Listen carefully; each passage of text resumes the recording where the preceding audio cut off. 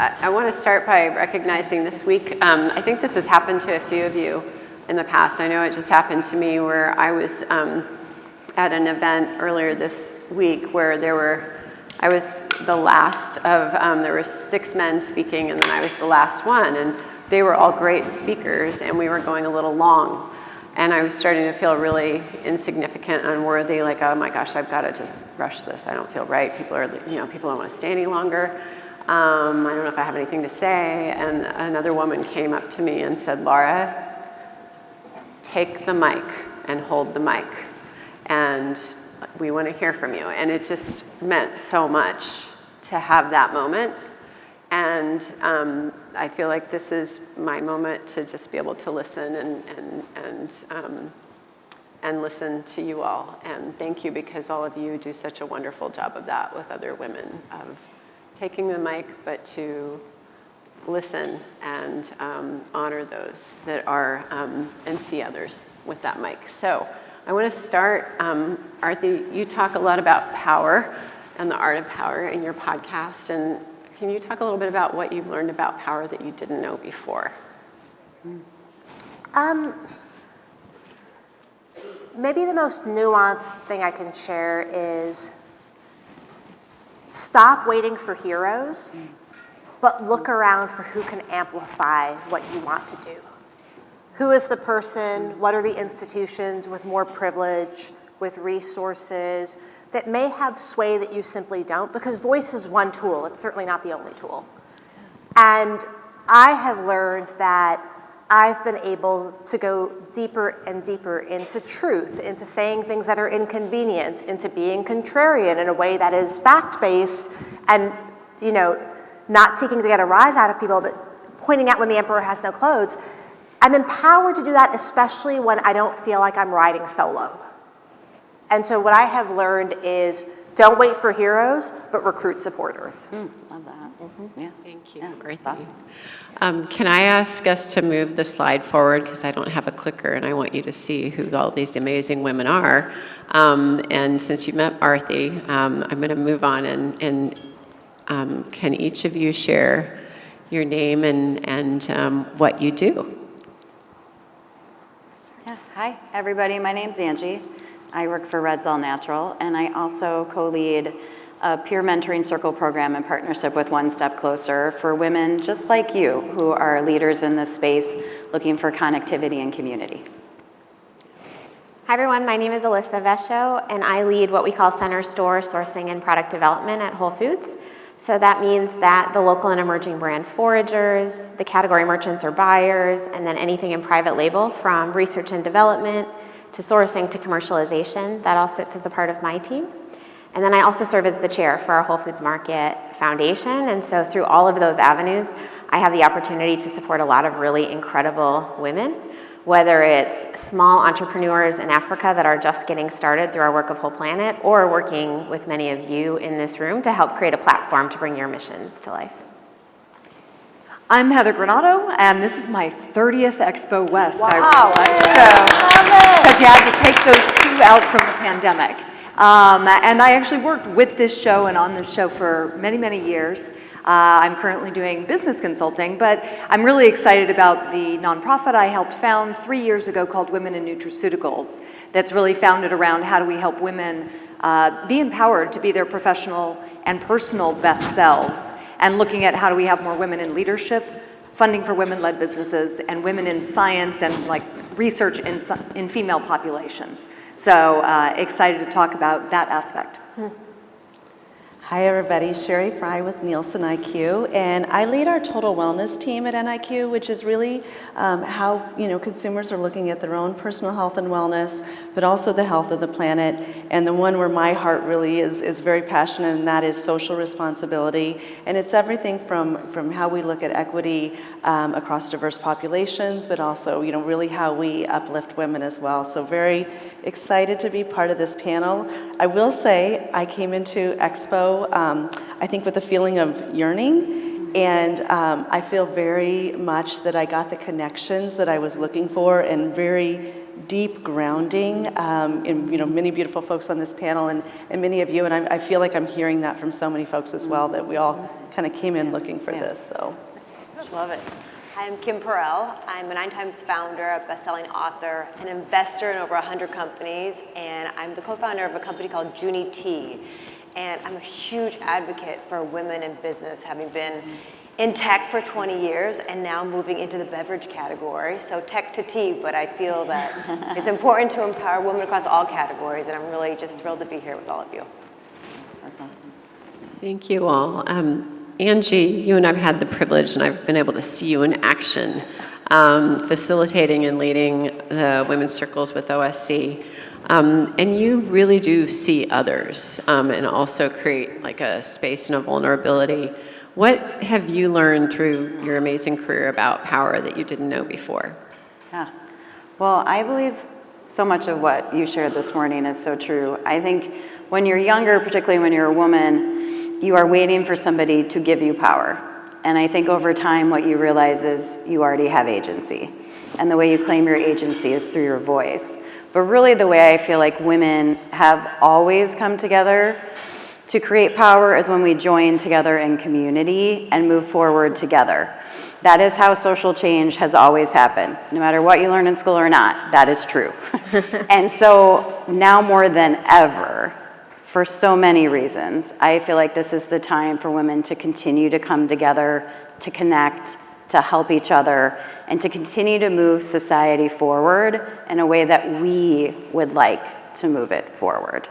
And that is a time for us to claim that and for that to happen. And that's why this event, I always love a West. I was looking extra forward to West this year for this event and to see so many women here today and to have these connections to come together. Because the more women can connect, the more the power dynamics shift, the more society evolves, and it will be a better place. And so this all happens when we come together in community. I so appreciate Yes. that. This is, I was contemplating with some folks that there's a lot of broken relationships right now way out there. And this is where I think women have real superpowers, is rebuilding and connecting and letting that ripple out. So I think that's what I see as a superpower in all of you, but I'm curious, Elisa, what would you say is the part of power that you've learned that you didn't know before? Yeah, I fully agree with the points on the importance of community and our collective power. One thing I've been thinking about a lot recently that's been a little bit of an underpinning or a theme so far in our conversations today is how often we as women give our power away. Mm-hmm. And what I mean by that is I so often waste so much energy worrying about what other people think. Like, did I say that right? Did it resonate? Am I doing a good job? Am I a good mom? Am I a good enough friend? And every time I do that, I'm giving away my own power and giving my power to someone else. And so in the last few months, I've been very actively caring less. And it's because I care so deeply about how I want my power and energy to radiate in the world that I need to care less what other people think and set that aside. So that for me has been a really big learning recently.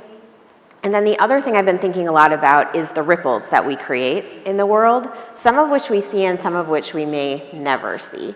You know, I think about, as consumers, when we buy a product, we may never see the female farmer all the way at the end of that supply chain. But that is a ripple we create. And so this idea of being really conscious in how we consume products and what we support and how that aligns with our values, or even as simple as smiling at someone on the street and paying attention when you ask them how they are, like giving them the full presence to pay attention to their answer, there is power in all of that. And all of that can change the course of people's days and their lives. So I think for me, like, it's really just recognizing the power that I have in terms of how I show up and the energy that I radiate into the world. In addition to community and being surrounded by really amazing people. Love it. Yeah. That's like real power, that ability to shift energy through a moment, a conscious moment with other people. And Heather, you have been so profoundly thoughtful and conscious, I think, of this industry and also women. What have you found about power and learned about that you didn't know before? it's been like a big transition. I think we all had this transition through COVID where we suddenly understood how very interconnected we are in a very deep and meaningful way. And the power of human connection, reaching out to people, male or female, wherever you are in the world, what's your background? All that doesn't matter when you think about how can I help others? I love this idea of servant leadership and figuring out how can I serve you? What's the best thing I could do? Because that's manifesting for everyone the positive change that I want to see. So if I can ever help anyone in this room or anyone on this stage or anyone here, I want to do that because I have the power of connection. And when we exert that powerful connection, we create positive change for everyone else. And that's the power that I have by giving it away. It comes back. Love it. What reciprocity and generosity. Sherry, my climate sister, hello. Someone who just sees and is so generous with everyone, especially women. What have you learned about power? A couple things. I actually will kind of carry on. I think, through the years I've had different business coaches and really learned through my language how I give away my power, how I say things like, I think, right? I don't need to add that where, we, and myself, included here, right? We end our sentences, we kind of come up with a question. And so even just the power of how we talk affirmatively and confidently and really listening to the words that we're using. I would also say, one of the big things I've learned about power, in the last few years in particular is anger is power. And, oftentimes as women, we don't want to touch that. But really being able to feel in and touch what frustrates us, what angers us, and to be able to harness that's power. And I think that's such a beautiful opportunity for us as women to kind of see that, those two really do go together. Absolutely. That is I think something we're a little bit fearful of letting out, but there is truly times where it's called for. Kim, in my brief exchange and in looking at you, I was just struck by how, wow, this woman is luminous and powerful. And part of your power I was seeing was you just drew me out and asked me questions, but there was power in that I just so appreciated. Talk to us about what you've learned about power. I think for me, just knowing it's not about position. And early in my career, I thought power was a position, but what I learned over time is about influence and impact. And the more we pool our power, especially as women, the more successful we'll be. So just having grown up in a very male-dominated industry, it's knowing that, as you guys said, you are enough, right? And just knowing and having that confidence in yourself, and the doubters will be the doubters. Yeah, that's powerful. There's something that I find very intimidating, and that is the act of being vulnerable, and I think a lot of us do. And I just want to hear from, let's have a conversation about that. Well, how do we use vulnerability as power and as a connective force? Where have you found that to work? I would love to jump in on that one. I used to think that vulnerability was something that I had to hide. Like I needed to be so polished and so pulled together. And so I used to think that vulnerability was almost a liability. And what I've come to realize over the last number of years is that it's actually a superpower. And I think it's one of my superpowers. I'd be curious if my team agrees. But when I show up in the full humanity of who I am, and I demonstrate vulnerability, I believe that creates psychological safety for other people to do the same, that they feel seen, they feel heard, they feel like they can be authentic. And there is power in that too, and that you can be both. You can be, an amazing leader and a vulnerable human. Both of those things can be true. So I really think about it as a superpower now. Yeah, I love that. I'd love to follow up on that actually. Several years ago, we did an executive coaching with our team at Supply Side. And the coaching that I received was very much, here's Brené Brown. We'd love to have you read this. We think this is where you struggle. I was like, what do you mean? Everything is perfect all the time. I think we all struggle with, we want to be seen as perfect, we want to have this control. And the more I read and the more I understood being vulnerable, letting people see the personal aspect and helping them engage in that way, vulnerability made me a much stronger manager. It made me a better friend. It makes me a better leader. It helps me embrace my own power because I can be fully present in who I am. Yeah, I think I can add on that because I also invest in a lot of companies and I manage a lot of teams, but vulnerability is a permission slip. I'm actually writing a book on mistakes to share all the mistakes I've made because people look now and they're like, oh, you've done all this, but like I've made so many mistakes and mistakes need a makeover and sharing them needs a makeover and people need to share all the challenges and setbacks so that you have a permission for other people to do it. Yeah. And like, I think it's really important because if I share all the struggles I have, that gives you permission to share your struggles too. I love that. That is awesome. You just made me think of, there's something called the growth mindset, and one of my 3 children apparently wasn't engaging in it with my, according to her teacher.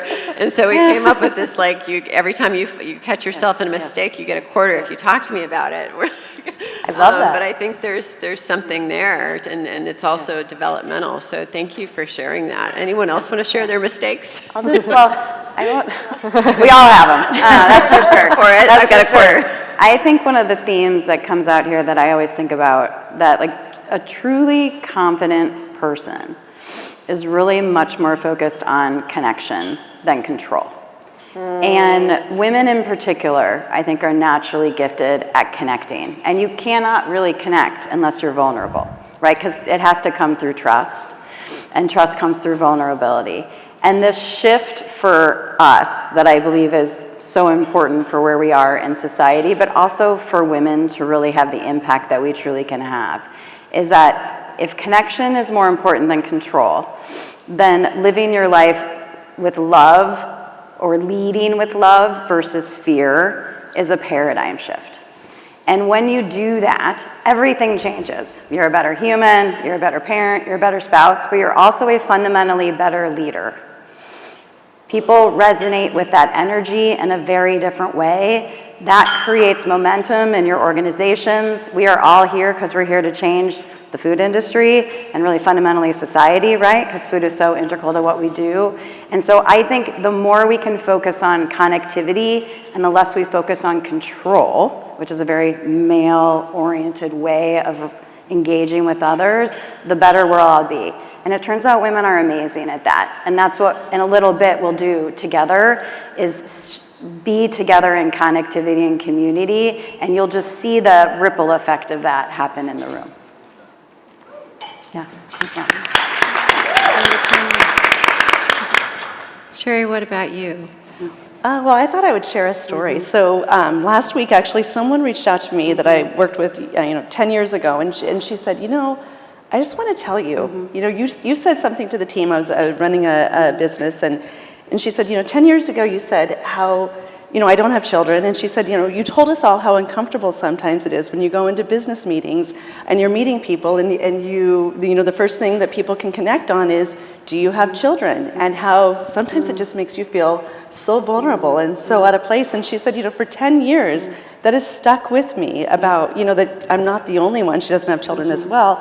But also just knowing that there's like that willingness to be vulnerable. And I think, wow, that's something I shared 10 years ago, but this opportunity to kind of say the things where we're uncomfortable, and also let other people know that, and I think too, just even so someone, I feel like also someone in the room might need to hear that today too. And just, it's a way to think about how we make connections too. Yeah. I love it. I love it. May I be slightly contrarian?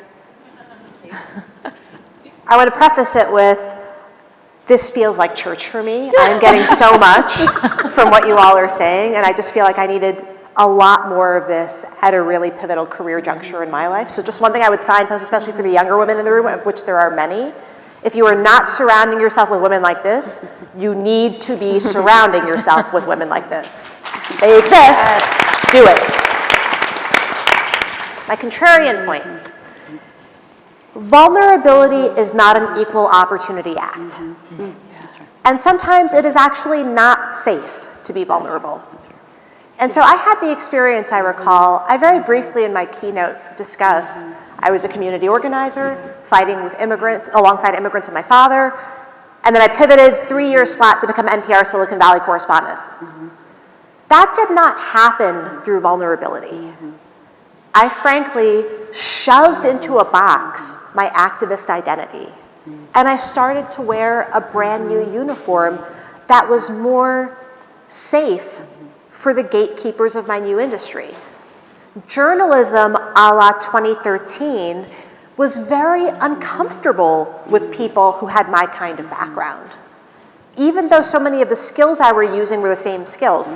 Go talk to strangers, be clear about what you want to communicate, do your homework. The skill set being the same did not make it okay for me to have that background, so I kept my background under wraps. I just didn't talk about it. And I think I only finally had the permission to be honest about who I was once I gained the respect of the gatekeepers in their terms. That's fair.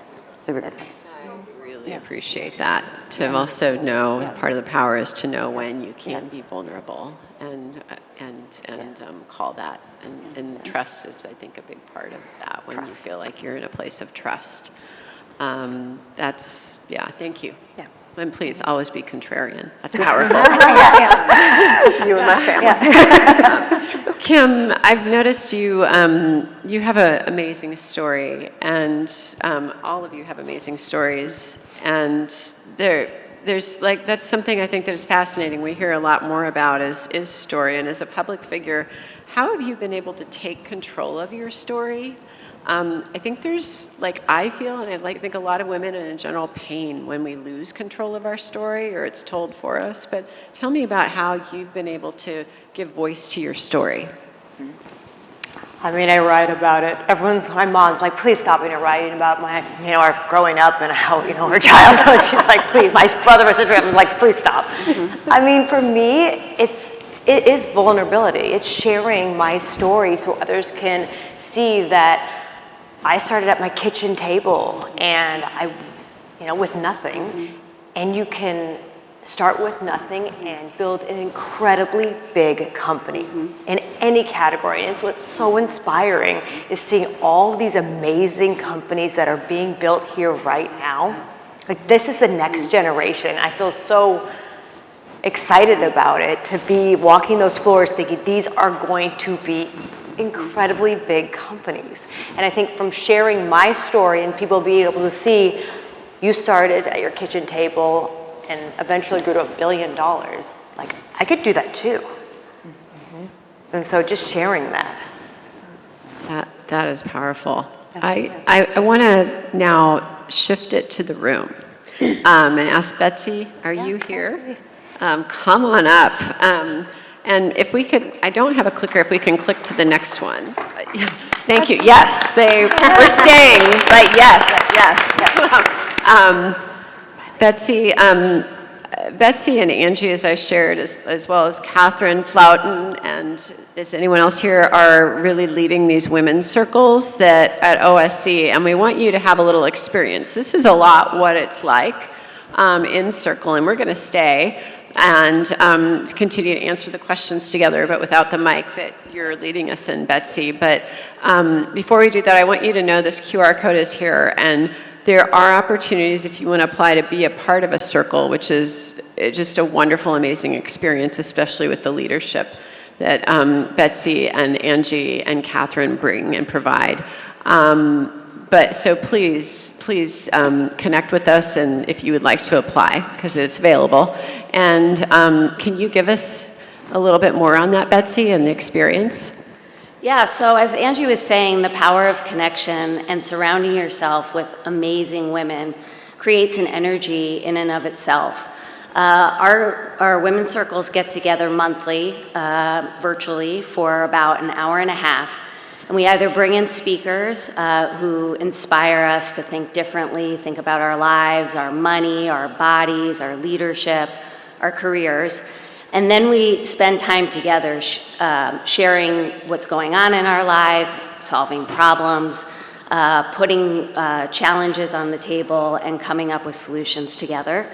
It's an incredibly energizing, supportive environment where people make life changes throughout the year. Everyone's invited to apply. The QR code is here. But what we wanted to do today was to give everyone the experience of that connection that we were talking about and the energy that it gives us just by connecting as women. These circles are magic, and the conversation becomes magic if you're authentic, if you're willing to put yourself out there, willing to give and receive, treating each other with respect, and then just leaning into how can I connect with just one person around the table. So I encourage you guys, if there's not a lot of people at your table, to move around and to join some others in a conversation. Simple discussion questions. Just go around the table. We're going to share your name, where you work, and one thing that you'd like help from a circle or a network. What is something that you are looking to tap into or could ask someone else to help you with? And then if you get through that, you could take away and start talking about some themes that resonated with you that you're going to walk away with today. We'll do this for about 8 minutes. 8 minutes? Cool, that'll be just enough time.